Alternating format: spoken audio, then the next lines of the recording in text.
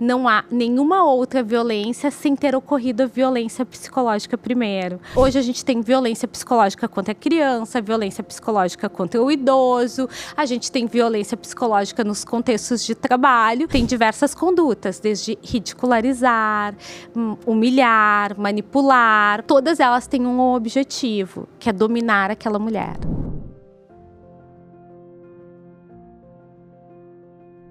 Olá, estamos aqui novamente com você para mais um episódio do OuviCast, que é o podcast da Ouvidoria da Mulher do Tribunal Regional Federal, uma iniciativa da Ouvidoria junto com a Assessoria de Comunicação do Tribunal Regional Federal. O nosso objetivo aqui é tratar de temas que envolvem interesses das mulheres, direitos das mulheres, e para conversarmos hoje, nós convidamos a doutora Karen Neto, que hoje nos brinda com a sua presença, com a sua simpatia e com seu conhecimento na matéria no que se refere à violência contra a mulher, violência doméstica, violência psicológica. Seja bem-vinda, doutora Karen, conosco hoje. Boa tarde, doutora Ana, agradeço o convite. Para mim é muito importante poder falar de violência psicológica, um tema, uma matéria nova, uma violência antiga, mas em termos de leis nova. Então, com as campanhas recentes, as mulheres estão tendo mais conhecimento sobre o que é violência psicológica e denunciando esse tipo de violência. Então, é muito importante quando a ouvidoria se interessa pelo relato dessas mulheres e para entender o que é a violência psicológica e o que ela acarreta em cada uma das mulheres que acessam ou não o sistema de justiça. Ai, que lindo, que trabalho lindo esse seu aqui no Rio Grande do Sul. Eu, particularmente, sou fã do seu trabalho. Desde o primeiro dia que nos conhecemos, gerou uma empatia muito grande pela forma acolhedora com que vocês, especialmente no teu trabalho, vocês acolhem as mulheres que procuram ajuda nos órgãos oficiais. E aí, conta pra gente quem é a Karen. Então, eu sou psicóloga, hoje sou psicóloga forense, então eu trabalho nessa interface entre a psicologia e o direito. Tenho experiência já no atendimento às vítimas desde a época da graduação, né? Então, eu trabalhei no Instituto Geral de Perícias, no posto médico legal. Então, eu fazia o acolhimento dessas vítimas quando elas vinham fazer o exame de corpo de delito ou reconhecer algum familiar. Então, esse foi o meu primeiro contato com as mulheres em situação de violência. Depois, fiz estágio no Instituto Psiquiátrico Forense, que é um hospital de custódia, onde me interessava entender a mente do agressor, né? O que leva ele a cometer determinados crimes. E no ano de 2020, né, para fazer o meu trabalho de pós-graduação, então eu fui trabalhar numa delegacia da mulher. E eu acho que esse foi o meu primeiro contato mais efetivo, né, com a matéria da violência contra a mulher, fazendo uma escuta efetiva. Era um ano difícil, porque a gente estava numa pandemia, então as mulheres estavam isoladas e a gente começou a pensar estratégias para que essas mulheres tivessem, né, acesso desde os serviços da rede até a efetividade da denúncia policial. Então, em parceria com a delegada Tatiana Bastos, a gente fez um plantão psicológico online durante a pandemia para atendimento de mulheres vítimas de violência. E esse plantão foi bastante interessante, porque a gente acabou atendendo mulheres do estado inteiro. Era uma época onde os serviços essenciais estavam fechados, então da delegacia a gente não tinha o centro de referência da mulher, então a gente tinha que já fazer todos os encaminhamentos policiais e os encaminhamentos então de saúde e assistência diretamente da delegacia. E a gente recebeu mulheres do estado inteiro, né, que tinham uma notícia então que tinha uma psicóloga na delegacia de polícia e começaram a se deslocar. E eu acho que foi o meu primeiro contato com a violência psicológica, porque eu atendi mais de uma mulher que diz: isso que eu estou sofrendo é uma violência psicológica. Mas, na época, não existia tipificação da violência psicológica. Eu ia lá e perguntava para os policiais: tá, mas o que ela está sofrendo é uma violência. É uma violência, mas não é um crime. Certo. E aquelas mulheres voltavam para casa. Então, esse foi o meu início na violência contra a mulher e também o meu primeiro contato nos estudos sobre a violência psicológica contra a mulher. Muitos casos, né, doutora Karin? Muitos casos. Eu acho que a escuta em uma delegacia de polícia, a gente tem a história de uma mulher, né? E ela não é a história do crime que ela veio denunciar, ela é uma história de vida, que ela nunca começa no último crime, ela nunca começa com agressão física. Tem uma escritora francesa, uma psiquiatra, que diz que não há nenhuma outra violência sem ter ocorrido a violência psicológica primeiro, porque o homem prepara o terreno para cometer a violência. Então, quando a gente está e não precisa ser em uma delegacia de polícia, precisa ser numa porta de entrada, seja num posto de saúde, seja numa ouvidoria, né, dos tribunais, seja numa unidade do CRAS, do CRES, tu precisa estar com a escuta disponível. E quando a gente começa a fazer a escuta dessa mulher, a gente começa a dar voz para que ela conte a sua história. E nem ela se dá conta que a história dela é de tanto sofrimento. Porque a gente tem uma convenção social de que a violência é só quando tem um olho roxo. É só quando tem uma lesão física. Só que a violência começa muito antes disso. E quando essas mulheres podem falar das suas histórias, de como elas se apaixonaram pelos seus maridos, que se tornaram, né, a partir de uma denúncia, seus agressores, a gente está dando um reconhecimento, uma identidade que ela perdeu ao longo da história dela. Que lindo. A gente pode falar dessa história e das convenções sociais. A gente fala de estereótipos de gênero, né? Quando a gente fala da questão da violência psicológica no contexto íntimo de afeto, a gente está falando de uma idealização, né? Essa mulher, quando conhece esse homem, ela acredita que ele é um príncipe encantado, ela acredita que esse relacionamento vai ser duradouro. Então, tem algumas características dele que socialmente se convencionou que é desejável, né? Por exemplo, o homem ciumento, ainda se confunde ciúme com cuidado. Com proteção. Exatamente. Então, é o homem que ele sabe, que ele adivinha o que aquela mulher quer e deseja, né? Então, ele é o cuidador. E também, daí relacionado a uma outra conduta que pode ser um crime, que é a questão da perseguição. Também aquele homem que não aceita ou não, que ele persegue, que ele insiste. Então, a gente também costuma confundir essa questão da perseguição com o desejo, né? Então, ele é insistente porque ele ama. Então, a gente tem que valorizar aquela pessoa que está lutando por ti. Mas, muitas vezes, ele está desconsiderando a vontade dessa mulher no relacionamento. Então, a gente costuma achar bonito o homem que leva flores sem ela ter nenhum relacionamento, que vai na porta dos lugares, né? E isso provoca efeitos na cultura, inclusive na cultura do estupro, né? Porque muitas vezes essa insistência, não, ela não está dizendo não, ela está se fazendo de difícil. Então, dentro dessa cultura é difícil, às vezes, para a mulher enxergar o que é uma violência e também para ela enxergar o que é o seu desejo e para o homem se comportar diferente disso, né? Porque a gente tem papéis esperados. A gente espera que a mulher se comporte com delicadeza, que a mulher seja uma pessoa agradável, né?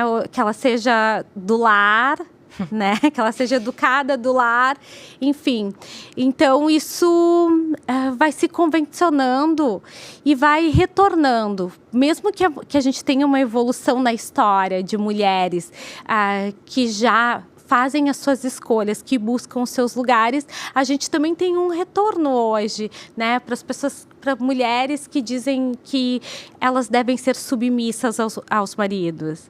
E essa questão da submissão, que é o ponto onde a gente fala da violência.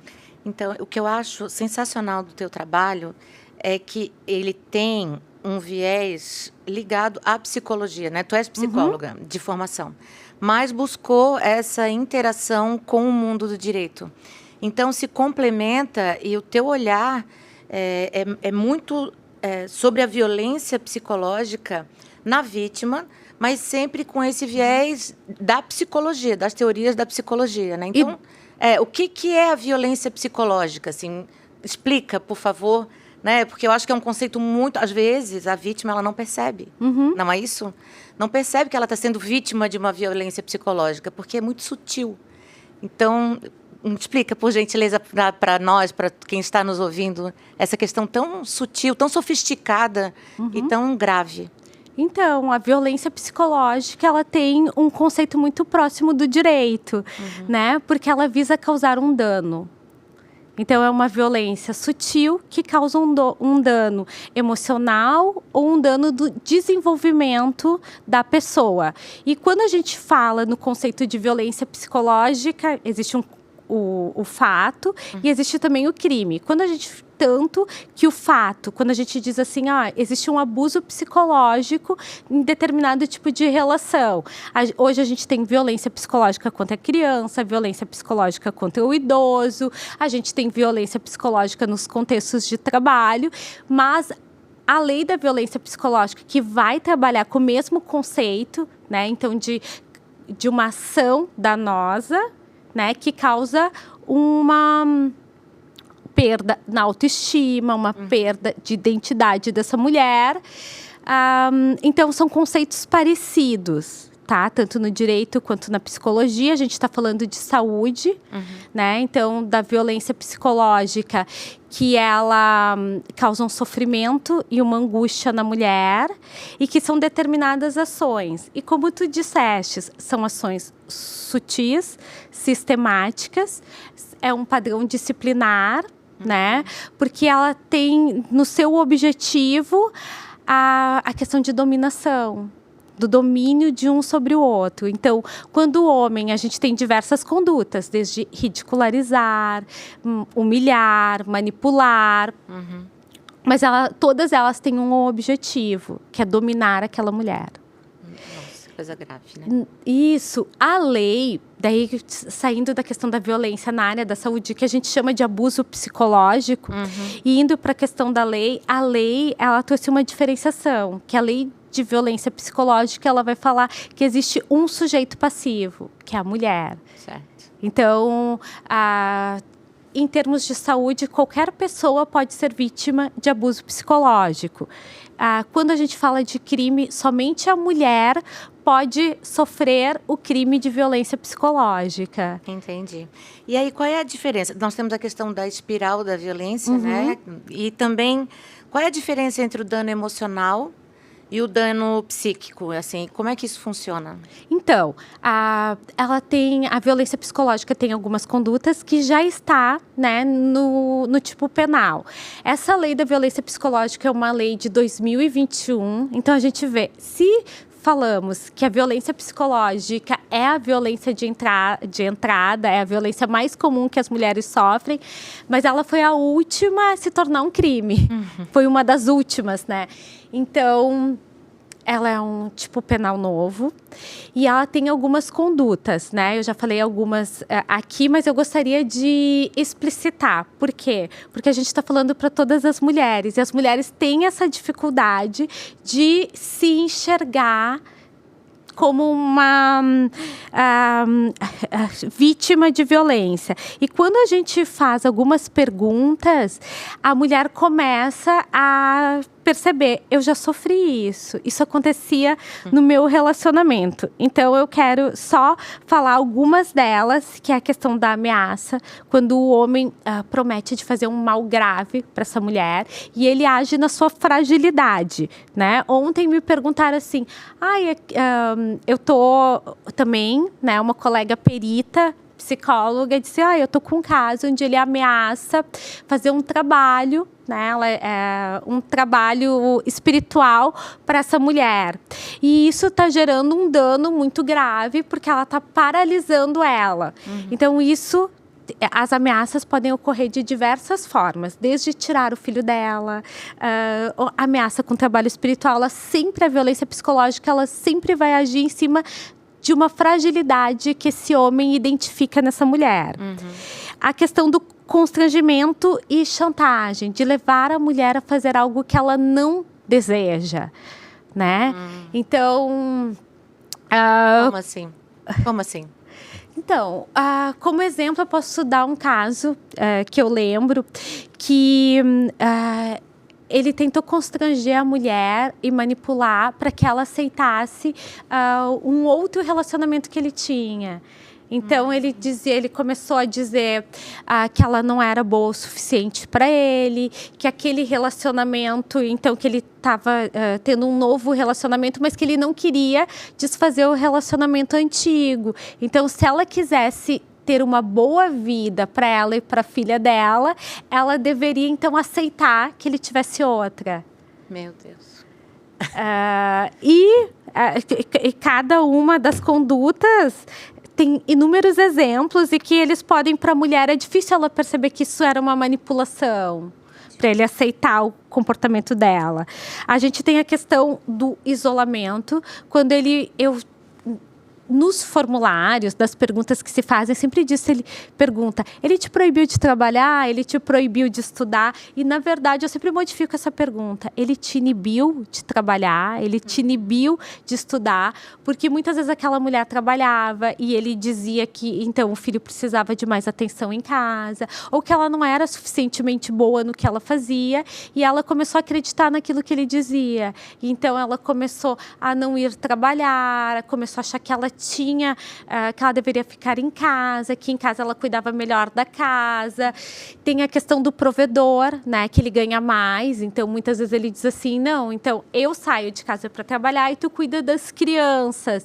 E a mulher vai acreditando, então, naquela promessa que eles estão fazendo uma aliança. Mas aquela aliança, ela tem um preço e ele vai cobrar dela mais na frente. Muitas mulheres ouvem, tu não ajudou a construir nada do nosso patrimônio.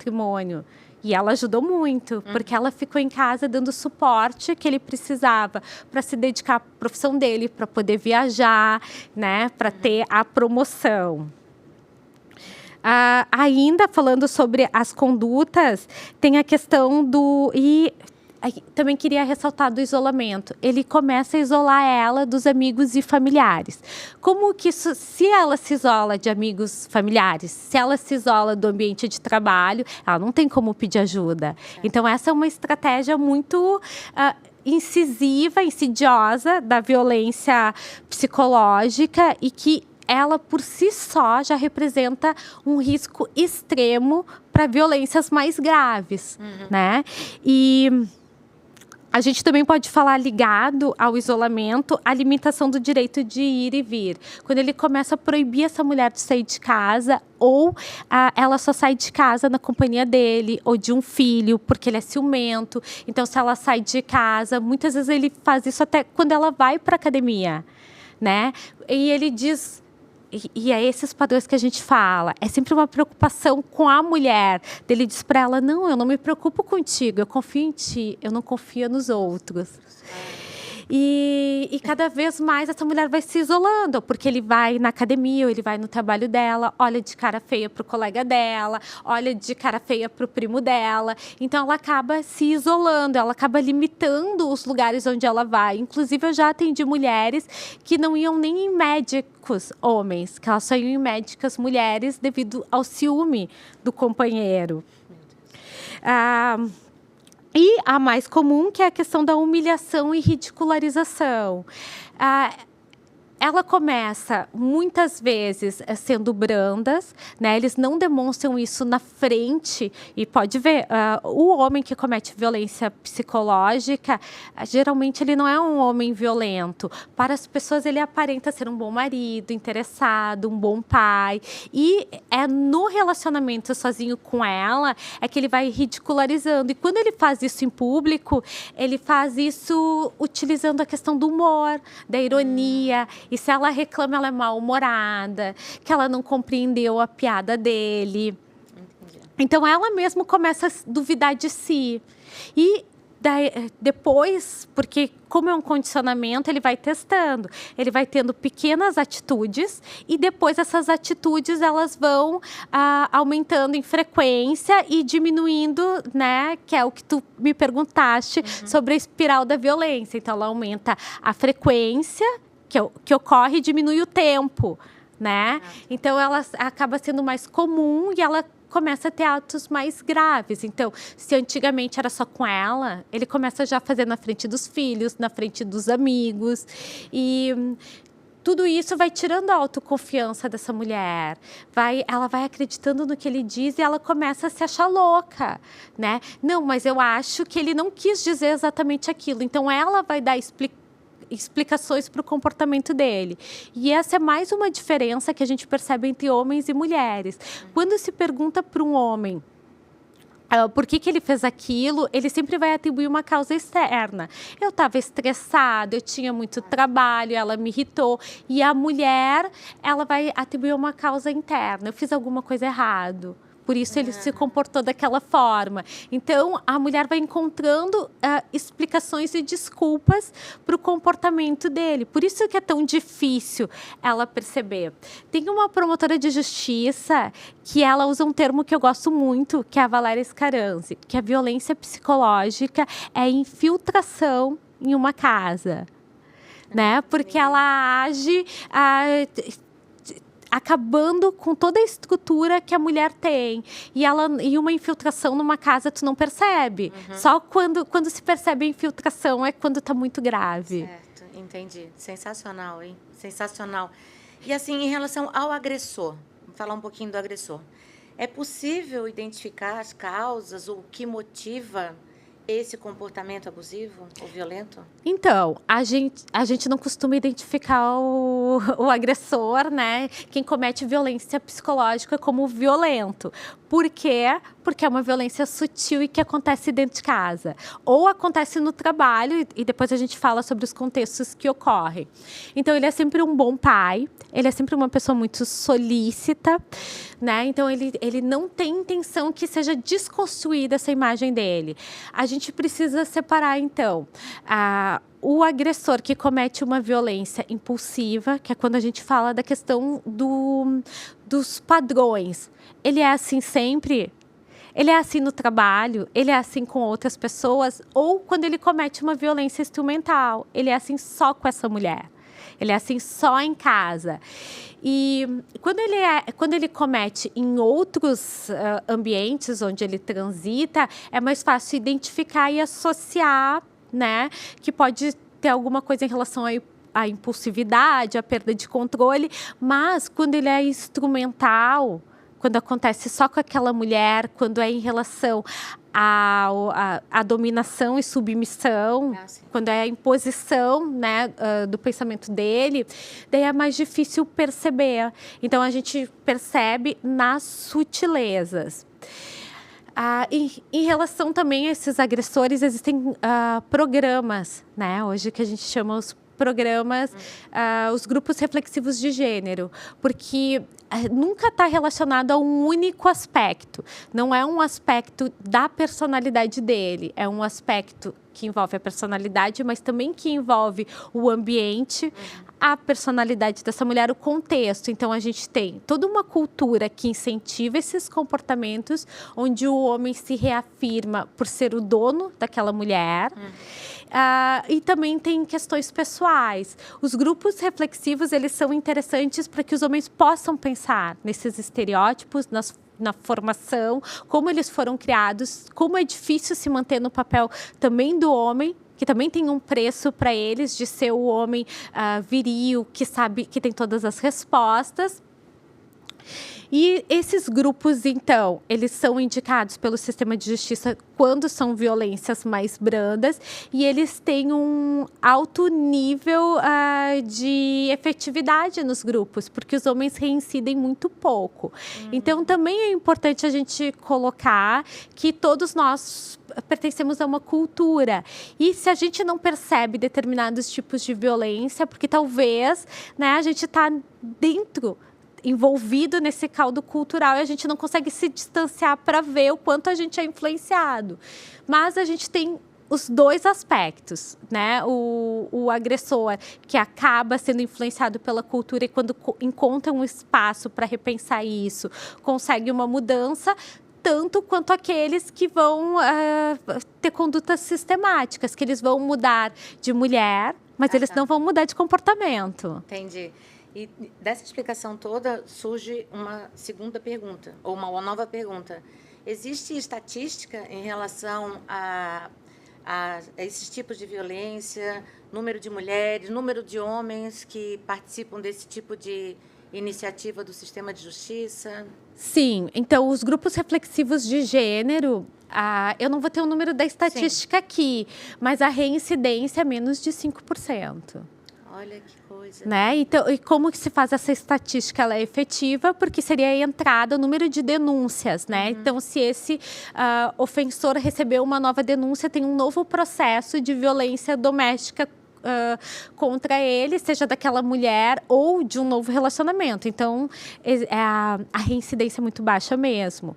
Sobre as mulheres que são vítimas de violência psicológica, a gente não tem uma estatística, porque uma estatística há tanto tempo. A gente tem 2 sistemas diferentes, tá? Hoje tem o Sistema Único de Saúde, que faz uma ficha. Quando a mulher relata, ela dá entrada em alguma porta desse sistema e relata violência psicológica, se faz uma ficha que a gente chama de ficha SINAM, né? Que é uma ficha estatística de violência.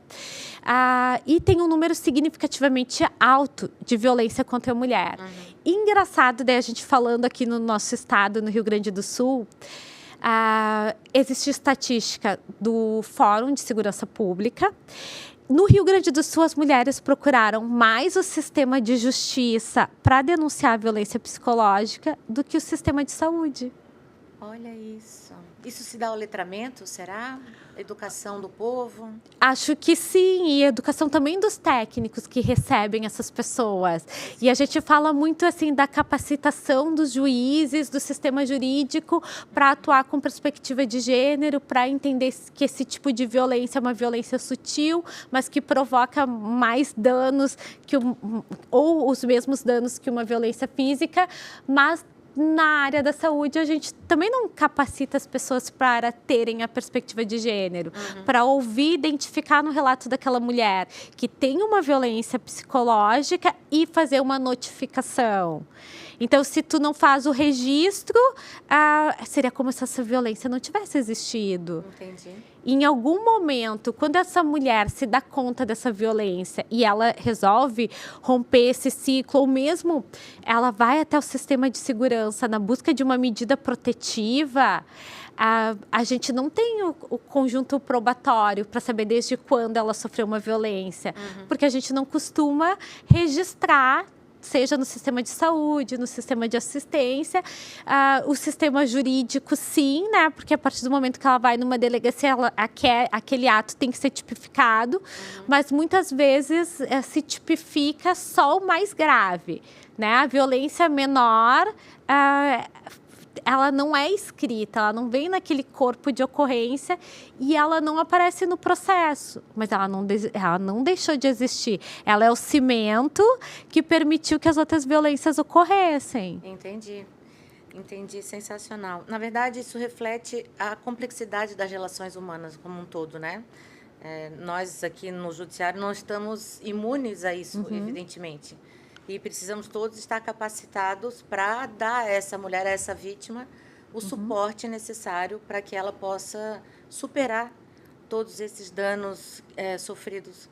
Mas eu havia perguntado sobre a diferença entre o dano emocional e psíquico. Isso. Então, o dano emocional eu também quero dar as características para vocês, porque, assim, existe a diferença. Então, para existir, se a gente for para o tipo penal, né? Se estamos falando do crime de violência psicológica, para existir uma violência psicológica, eu preciso de uma conduta, um ato de violência, e eu preciso de um resultado.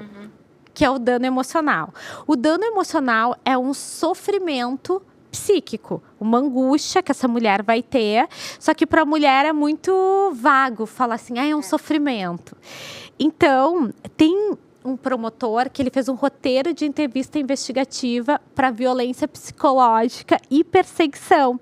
E ele colocou os sintomas. E quando a gente fala os sintomas, as mulheres começam a se reconhecer, então, nesse resultado, que são as crises de choro, a angústia, a ansiedade, a tristeza profunda e constante, pânico ou fobia, quando ela tem um medo intenso de reviver aquela situação, um medo que ela não consegue nomear, ataque cardíaco mesmo em repouso, a sensação que ela vai desmaiar, falta de ar, os flashbacks, que são essas lembranças constantes, e ela diz, e a gente vai associar, mulheres dizem assim, as palavras que ele me falou, eu nunca vou esquecer, elas voltam, elas ficam martelando na minha cabeça. Os pesadelos, a insônia, a irritabilidade. E a gente acha assim, uma mulher que sofre violência, ela tem depressão. Ela não fica irritada e ela não tem nenhum comportamento agressivo. Mas essa também é uma característica do sofrimento em relação à violência. Os distúrbios alimentares e como é que ele vem. Tu é gorda. O corpo da fulana é mais bonita, o corpo... E elas começam a perseguir o ideal do homem. E eu digo isso porque já atendi mulheres com anorexia, que elas foram comparadas com mulheres muito mais magras e elas deixaram de comer. Meu Deus do céu. O medo de andar em locais públicos, né? E isso é exatamente assim, dele prender ela em casa. E a gente diz, muitas vezes, é um crime de cárcere. Aquela mulher não saiu, ela tem dificuldade de perceber que ela estava encarcerada. Que ela diz assim, não, mas eu não saía porque eu não queria. E ela não percebia que ele colocou ela numa gaiola. Então, quando ela sai dessa relação, muitas vezes ela não consegue andar em lugares públicos, ela não consegue ficar na presença de muitos homens, ela começa a se sentir mal pelo condicionamento que ela passou nesse relacionamento. Ela tem medo de iniciar novos relacionamentos afetivos e reviver aquilo. Outro aspecto comum, eu não tenho porcentagem, a experiência empírica. Mulheres que começam a se relacionar com outras mulheres, tá? Com medo de sofrer as novas violências. E isso eu tô falando também de violência, eu não tô falando de violência grave, eu tô falando de violências psicológicas. Mulheres que apagam as suas características femininas, que tu percebe assim que elas começam a usar roupas mais largas, que elas cortam o cabelo curto. Meu Deus. A gente tem um aspecto também que são as dores crônicas ou cansaço constante. A gente fez um curso, né, esse mês para os servidores da Justiça Federal e a gente falou muito sobre a fibromialgia, né, que também é um sintoma relacionado às violências contra a mulher, mas que elas parecem dores difusas. A gente tem também a questão da dificuldade séria para tomar decisões relevantes, porque ela fica sempre em dúvida, ela não tomou muitas decisões durante o relacionamento. Então, ela sempre fica em dúvida se ela está tomando a decisão certa, se é o momento certo. A gente tem a questão da perda de concentração e memória. Então, a gente tem um déficit cognitivo, porque a ter vivenciado esses tipos de violência, que são sutis, mas que elas são devastadoras. Inclusive, elas têm um aspecto que elas modificam toda a plasticidade cerebral. Muitas vezes o trauma provoca amnésia, ela esquece certas partes, ela fica cansada de falar, porque ela não consegue alterar a percepção dela sobre o tempo e o espaço. Então, ela não consegue identificar quando foi a primeira violência, quando aquilo começou a incomodar. ela tem redução da capacidade laborativa, então ela vai trabalhar, ela não rende mais, ela começa a faltar, ela começa a ter uma autoimagem negativa dela mesmo, então ela não é boa o suficiente, ela não é nem bonita, ela não é nem competente, e também a gente pode identificar o alcoolismo e o abuso de medicação, de drogas, e ela usa isso como uma forma de esquecer o que ela vivenciou. Daí tu me pergunta, Karen, mas tudo isso junto não é um transtorno mental? E daí a gente faz essa diferenciação do dano emocional para o transtorno mental. Todos esses sintomas que eu te falei, que a gente consegue identificar, porque a gente já ouviu mulheres falando isso, eles podem preencher critério diagnóstico para um transtorno, para um estresse pós-traumático, para uma fobia, para um transtorno de pânico, de ansiedade, depressão. Mas a gente costuma dizer que o dano emocional ele ainda não chegou a ser um transtorno. Então, ele precede. Quando se torna um transtorno, que também é comum, e hoje a gente já tem, inclusive no manual diagnóstico, no DSM, reconhece que presenciar violência doméstica é um tipo de trauma. Então, se presenciar é um tipo de trauma, vivenciar também. Então, a violência doméstica já é um critério diagnóstico para transtorno de estresse pós-traumático. A gente está falando de uma lesão à saúde. Né? Então, aquela violência, ela passou por um dano, né? A mulher passou pelo dano e chegou ao transtorno. Esse transtorno também ele é subnotificado na área da saúde, que costuma se olhar as comorbidades, né? Então, ela está com um transtorno depressivo, ela está com um transtorno de ansiedade, mas não se pergunta se ela vivencia um relacionamento violento, se ela vive uma agressão. E daí chegando, né, a questão do dano psíquico, e eu quero falar que falo isso nos meus laudos, eu digo assim que eu atravesso um pouco a área de vocês, que é falar da lesão à saúde psicológica, artigo 129. Então, o conceito de saúde para a OMS, ele engloba a saúde física e a saúde mental. Qualquer violência, seja ela, então, eu posso ter uma conduta de violência psicológica que gerou um dano psíquico. Eu posso ter uma conduta de violência patrimonial que gerou um dano psíquico. E a partir do momento que o dano psíquico é a lesão à saúde, daí é um crime mais grave. Mas a gente tem as condutas, né? Eu trabalhei em delegacia, então a delegada, eu fazia a avaliação psicológica, né? Então, a delegada me perguntava, determinado crime produziu um dano psíquico na vítima, e a gente ia fazer o nexo de causalidade, que também é uma dificuldade, porque quando a gente fala de dano psíquico, a gente também está falando de nexo de causalidade. Então, a gente tem que voltar lá na história dessa mulher, para que ela possa nos ajudar, para que ela consiga se lembrar e possa nos ajudar a ver quando começou, se foi com as condutas, então, das brigas. Muitas vezes ela tem esse relato em mensagens trocadas, elas têm esse relato nos equipamentos de saúde que ela procurou, como começou. Então, a gente percebe que a violência, ela é democrática, ela acontece em qualquer classe social e ela provoca danos. E quando a gente fala do dano psíquico, ele é equivalente ao dano no corpo, né? O exame, a gente diz, a perícia psíquica é equivalente, a perícia psíquica no corpo mental, ela é equivalente ao corpo de delito no corpo físico. Que coisa. À medida que tu vais elaborando e explicando, eu vou ficando cada vez mais calada, porque é tão visível. À medida que nós vamos conversando, eu vou lembrando de casos e casos e casos que a gente realmente, nem mesmo eu, conseguia identificar como uma violência psíquica ou psicológica, né? É impressionante isso. Com pessoas conhecidas, muitas. Né? Então, eu estás falando, estou lembrando de algumas passagens de pessoas muito próximas e que, na verdade, aquele comportamento do agressor, a mim, pessoalmente, incomodava. Eu sempre achei... Mas a gente não identificava aquilo como uma violência psicológica, principalmente essa questão do corpo.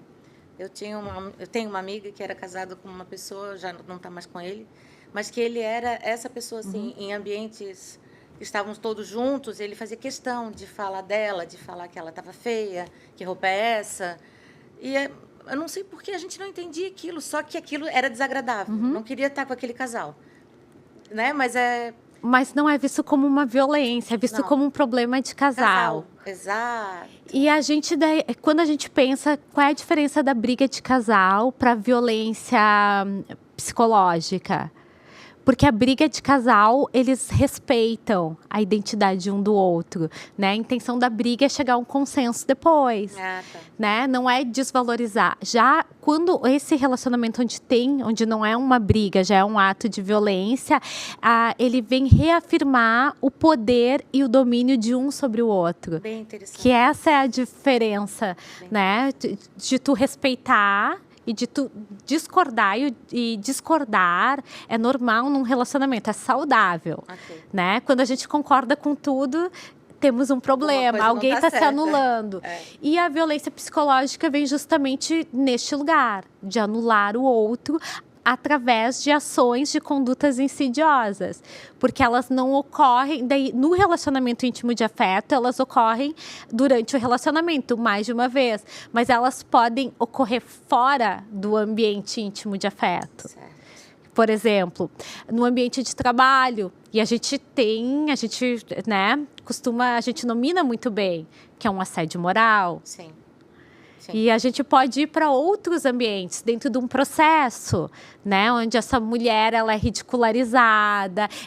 Então, existem outros ambientes onde a mulher continua sofrendo violência psicológica. A violência obstétrica. Sim. Né? Ela é uma violência psicológica, violência patrimonial. Né? Então, quando ele deixa de dar os bens, quando ele atrasa a pensão, ela também tem um objetivo. Então, ela tem uma manipulação ali. Ameaça pegar a guarda das crianças. Exatamente. Então, e a gente costuma dizer assim, mas uma violência patrimonial ela não é tão grave. Ela é grave, porque ela está falando da subsistência, e não só da subsistência. Ela está trazendo um padrão e ele vai continuar, eu digo assim, dando notícias até após o relacionamento, porque no processo essa violência aparece.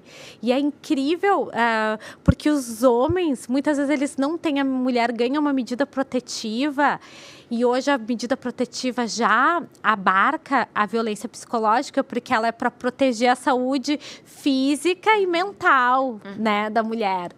E os advogados dele não podem fazer a violência contra a mulher.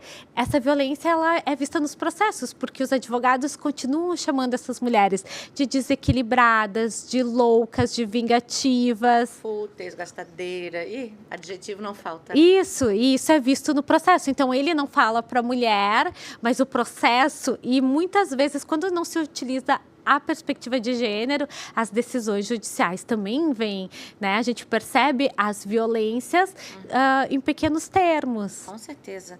Falando em medida protetiva, quais são as medidas protetivas que as mulheres podem buscar para prevenir a violência ou impedir que se repita, né? Então, a mulher ela pode fazer o pedido de medida protetiva porque é para a proteção integral dela e garante tanto a saúde física quanto a saúde mental. Então, se ter contato com o ex-parceiro dela causa sofrimento, ela pode ir numa delegacia de polícia, ela pode ir direto, né, na vara, buscar a defensoria pública. Então, ela tem vários caminhos para ela mesmo, né? Hoje tem alguns estados que tem um aplicativo Maria da Penha virtual. Então, ela mesma... Isso é bem importante. Fala bastante sobre isso, porque é importante divulgar ao máximo, né, todos esses mecanismos, os canais de acesso que a mulher vítima de violência pode procurar. Então, hoje tem inúmeras portas de entrada.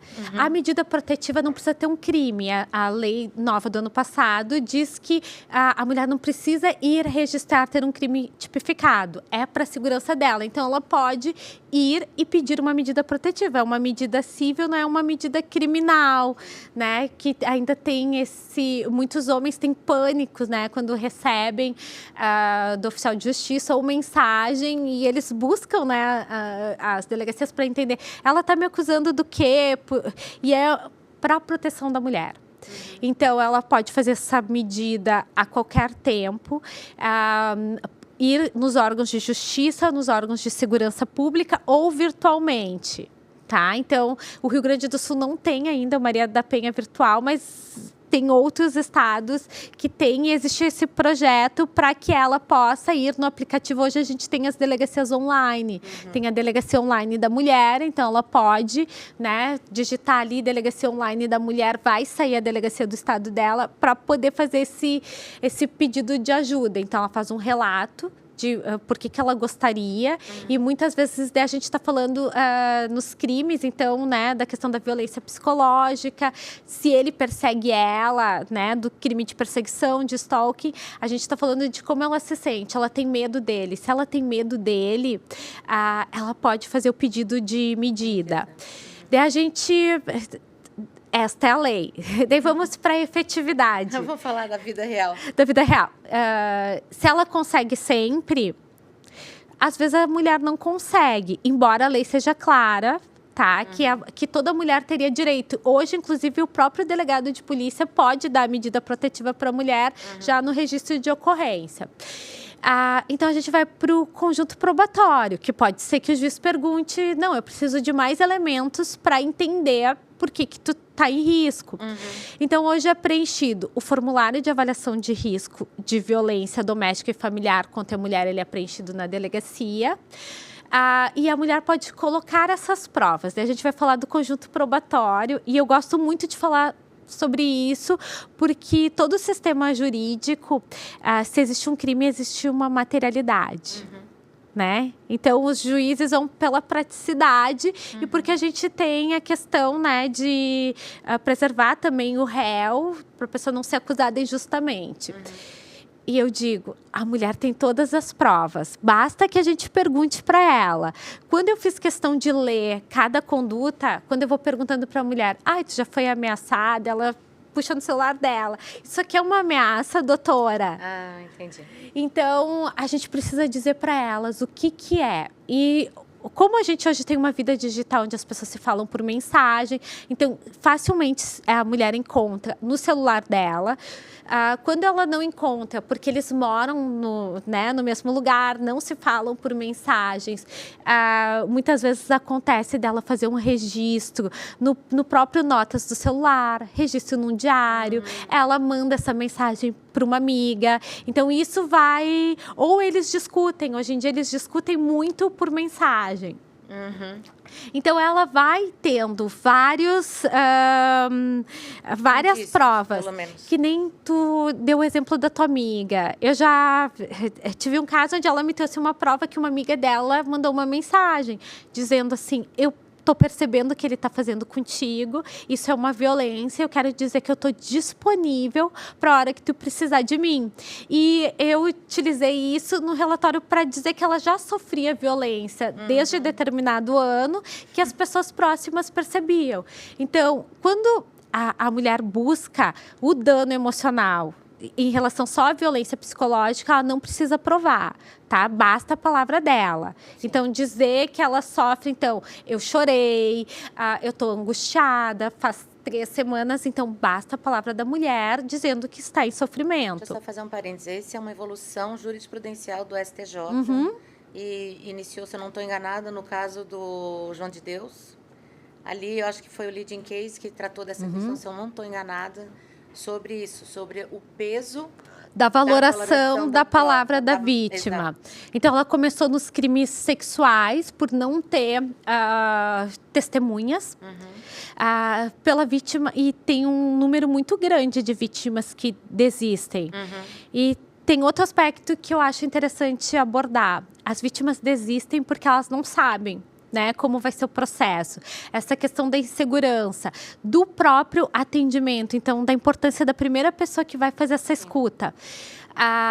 Seja um policial, quando ela ligou para o 190, que vai até a casa dessa mulher, a forma como ele fala, como ele olha, seja na polícia civil ou no próprio posto de saúde, a forma como a gente acolhe a mulher em situação de violência é que vai dar subsídios, vai dar força para elas seguirem para o resto do processo. E é um processo longo. E faz parte a gente poder informar ela que vai demorar, às vezes, quando ela chega na delegacia, que ela vai ser chamada no juiz, né? No juízo, dali 6 meses, 1 ano, porque isso ela começa a se preparar para tudo que vai ocorrer. E uma coisa eu notava em relação, e não é... Né, foi uma exceção esse projeto que eu fiz na delegacia de ter psicólogo em delegacia de polícia, porque não está na lei orgânica das polícias. Então, são projetos que têm, às vezes, termos de cooperação, parcerias, que tenham um profissional psicólogo ou assistente social. O que facilita? Porque a vítima, ela sempre pedia para conversar comigo antes e ela discutia o impacto disso na vida dela, no processo. Então, se aquilo realmente era crime. Um aspecto interessante dos crimes de violência psicológica, que elas sempre querem saber se isso é um crime. Elas, porque eu não quero cometer uma injustiça contra ele. Porque isso, tem o afeto, né? Tem o amor pelo agressor, pai dos filhos, naturalmente, muito provavelmente, né? Então, realmente, não é um crime qualquer, né? E por isso, esse olhar da primeira pessoa com a qual a vítima tem contato é fundamental, realmente. E muitas vezes elas pediam para acompanhar ela no depoimento para policial. Então, às vezes elas se sentem mais seguras com a presença. E marcar para a vítima, porque às vezes a gente precisa nomear que ela foi uma vítima e que ela não é culpada daquilo que ela passou. Porque elas chegam com muita culpa e com muita vergonha. Vergonha de ter permitido que aquilo acontecesse há tanto tempo, vergonha dos familiares, vergonha de não saber o que vai acontecer. A gente tem, e também não tem estatísticas, tá? Uma diferença, mulheres, e é de experiência mesmo de fazer essa escuta em delegacia. Mulheres de classe mais altas denunciam mais violência psicológica e mulheres de classes mais vulneráveis denunciam violência física. A mulher que denuncia violência psicológica, muitas vezes ela não tem acesso a todas as... Ela não tem acesso a profissionais com perspectiva de gênero.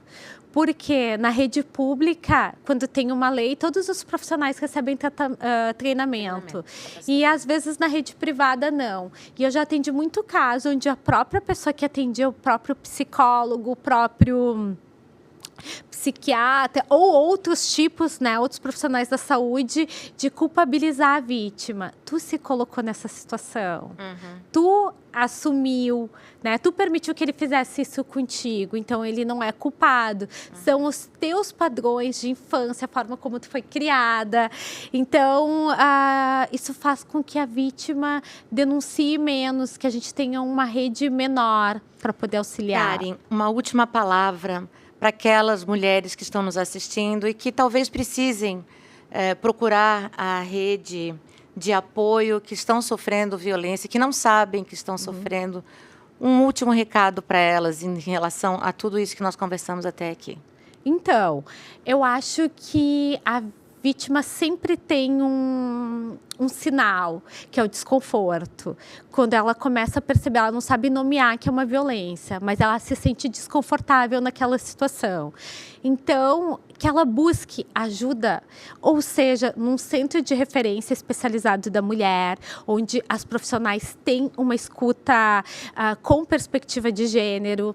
E, hoje, se ela digitar no Google, ela vai ter escuta lilás, ela vai ter um 0800, ela pode ser atendido tanto online quanto fisicamente.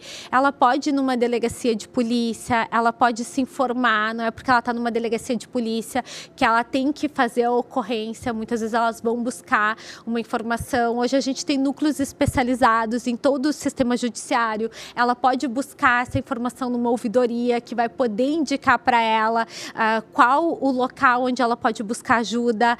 Ela pode buscar ajuda num hospital. Então, existem inúmeras portas. Ela precisa buscar ajuda. E não importa se ela sabe ou se ela tem prova que isso é uma violência.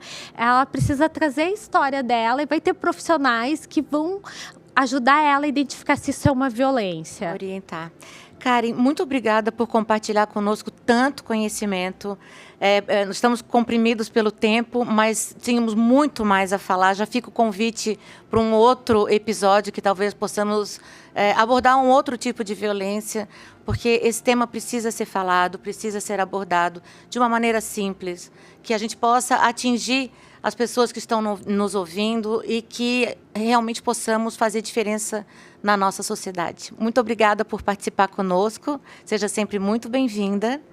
E, com isso, quer dar uma última palavra? Eu agradeço, né? E acho que esse tema precisa ser falado e elogio, né, a iniciativa de vocês de levar essa informação para as pessoas que precisam, né, e além da discussão nos ambientes jurídicos, mas fazer chegar para quem precisa dessa informação e para quem precisa que alguém estenda a mão. Então, parabéns, né, para o TRF, para a Ouvidoria da Mulher, de estender a mão para todas as mulheres que precisam de ajuda. Muito obrigada, muito obrigada. E assim encerramos mais um episódio do nosso OuveCast. Nós estamos disponíveis no YouTube e nos canais do Spotify. Muito obrigada pela audiência. Já deixo aqui o convite, então, para nos encontrarmos no próximo episódio, que será veiculado no próximo mês. Muito obrigada e até lá.